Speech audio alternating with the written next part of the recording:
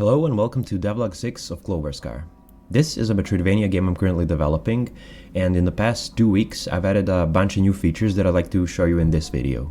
So in the last devlog I showed you 2 new levels I've added to the game, and while I was blocking out some level layouts, I got a lot of ideas about little features that I could introduce in these levels. But before we get to that, here's a quick update on the level itself. I've been working on some decorations for the level in the form of these mushrooms, just to see how the level is going to look with some polish on top of the basic layout. Now, working on decorations is very fun. I feel like this is one of the most rewarding aspects of game development, but it can also be really time consuming because there's always more stuff that can be added. So right after finishing these mushroom assets, I actually decided to stop before I get carried away and spend too much time working on decorations. Instead, I wanted to focus more on defining the layout of the game world and getting a sense about how each area is going to work. I wanted to spend some time prototyping and experimenting with all these new ideas I was getting. By the way, if this game seems like something you might like, consider supporting the development by adding the game to your wishlist on Steam. The link is going to be in the description. The main thing I wanted to achieve in this update was to expand the game world so that I can get a better idea about how the exploration is going to feel. The first area does offer some freedom when it comes to exploration, but it can still feel a bit linear because I didn't want the player to wander around too much and get lost in the beginning of the game. The second area of the game is going to be a lot more open, and the player is going to be able to decide where to go and what to do. Even though I started this update by working on decorations, I decided not to decorate any of the levels I'm creating because I didn't want to get too attached to the layouts, as I'm sure they're going to keep changing in the future as I add more features to the game.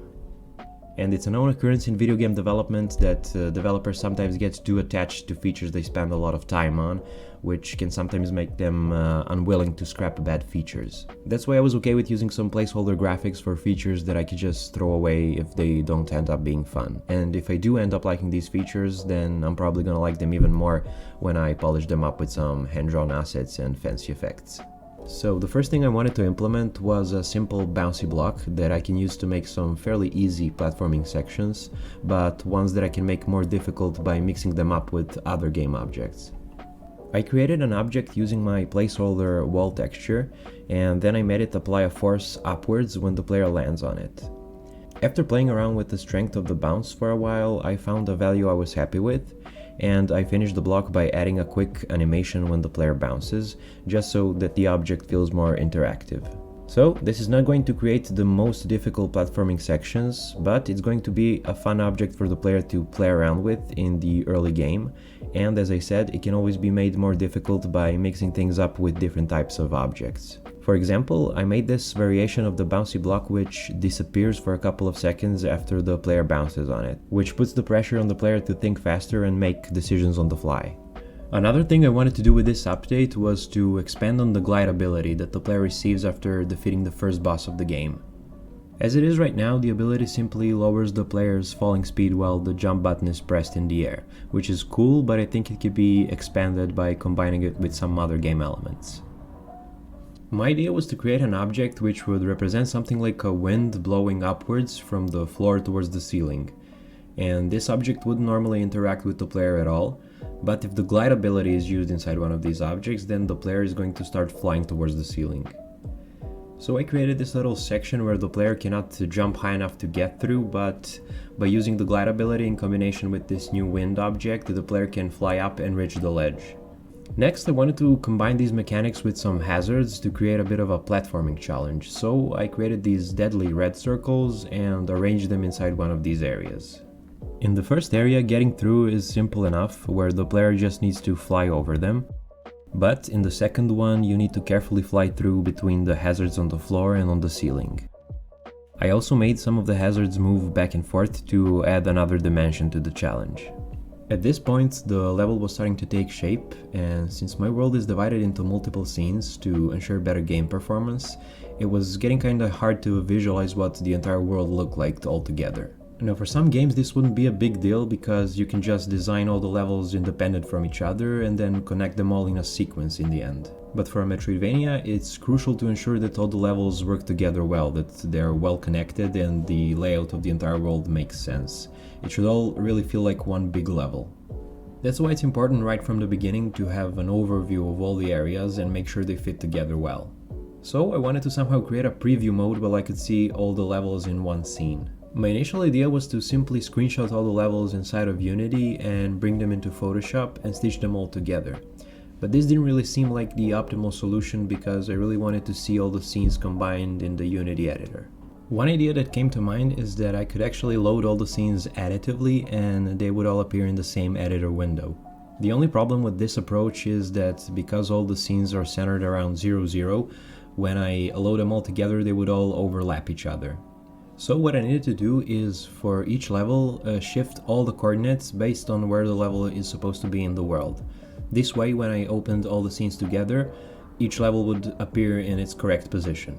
This fixed the problem, although as you can see the foreground elements still overlap between levels, which I fixed by adding a mask which cuts down the size of the foreground while the scenes are in preview mode. To avoid having to do this manually every time, I made a simple editor script which opens all the scenes and activates the foreground mask elements. Working on this feature kind of inspired me to start making an actual map system so that all of this would be visible in-game. I realized that this would be fairly easy to implement if I just paint over the level tile maps with some white squares and create a separate camera to render them. The camera would follow the player just like the normal camera, but it will only render objects inside of the map layer, while the normal camera would ignore those objects. So as you can see in the scene view, I can see all the normal game objects as well as the map, but since the map is inside of the map layer, it's not gonna be visible in game. I made the map camera output onto a render texture and created a raw image in the main canvas to display it. I made it possible to turn the raw image on and off, and just like that, I had a prototype of a map system in place. In order to display the player on the map, I created a circle sprite inside of the player prefab and placed it in the camera layer so that it would only be picked up by the map camera.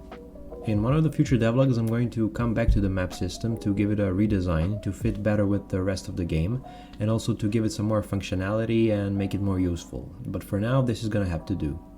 With a basic map prototype now implemented, I was trying to decide what to work on next. One obvious flaw that my game has is that there aren't really that many enemies in the game, and I was considering adding some new enemies in this update, but after thinking about it for a bit, I actually decided not to right now because I like to design my enemies around the player upgrades and abilities. So I kind of wanted to work on that first, and after I know what kind of combat upgrades the player is going to have, then I can design some enemies around those abilities.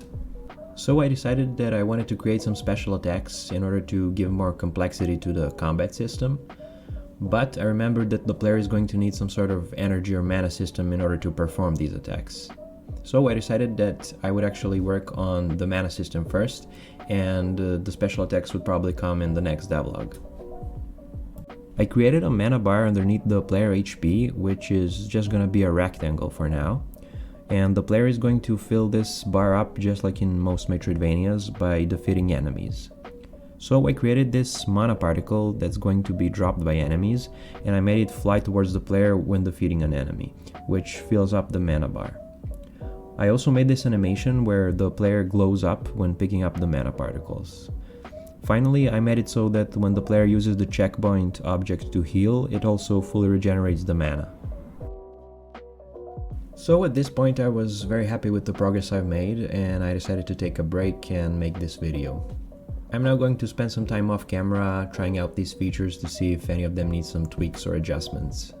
So yeah, that's gonna be pretty much it for this devlog, and remember, if you want to support this game, you can check out the Steam page and maybe add it to your wishlist. Thank you all, and I'll see you in the next devlog.